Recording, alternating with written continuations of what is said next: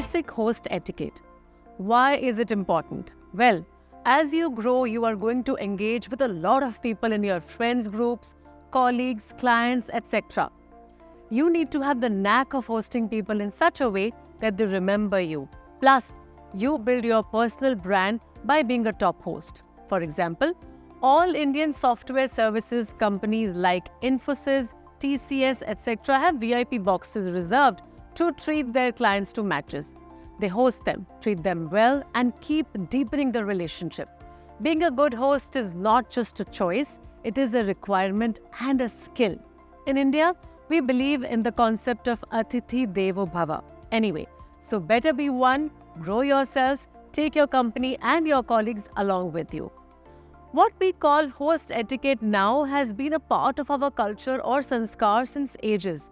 Some of the lessons may have been passed on from your mother to you, or you may have observed as a child when you visited someone's house. Let us look into some specific examples. Sports events.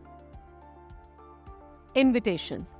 Number 1, clearly communicate the event details and any necessary information in advance.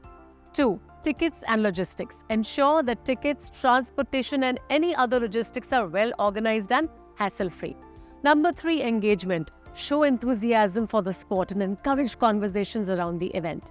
Then comes comfort. Consider the weather and venue conditions, providing necessary items like umbrellas, seating cushions or sunscreen. And refreshments. Have a variety of snacks and drinks to cater to different preferences. Next is networking. Introduce your clients to others at the event, facilitating networking opportunities. Don't forget enjoyment. Focus on creating a fun and enjoyable experience. Next comes corporate events. Number 1, invitations. Send formal invitations with clear details and RSVP options. Then comes agenda. Prepare an agenda for the event including meeting topics and discussions. Next is networking. Create opportunities for your clients to interact with key stakeholders. Presentation, if applicable, deliver a professional and engaging presentation. Then comes question and answers, Q&A. Encourage questions and engage in meaningful discussions. Catering. Offer a range of food options including vegetarian and dietary restricted choices. Choose the venue that aligns with the purpose of the event. Follow up after the event. Express your gratitude for their attendance and discuss any key takeaways.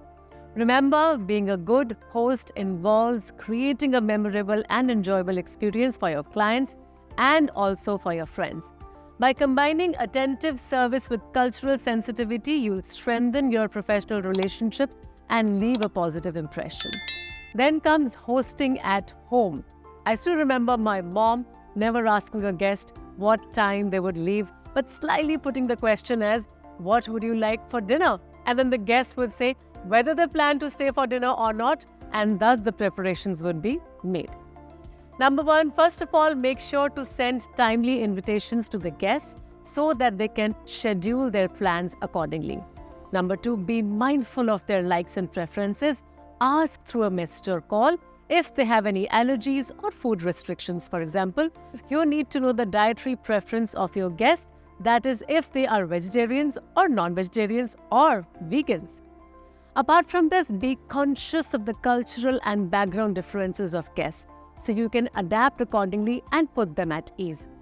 Let's say you have guests who observe certain religious practices, such as praying at specific times.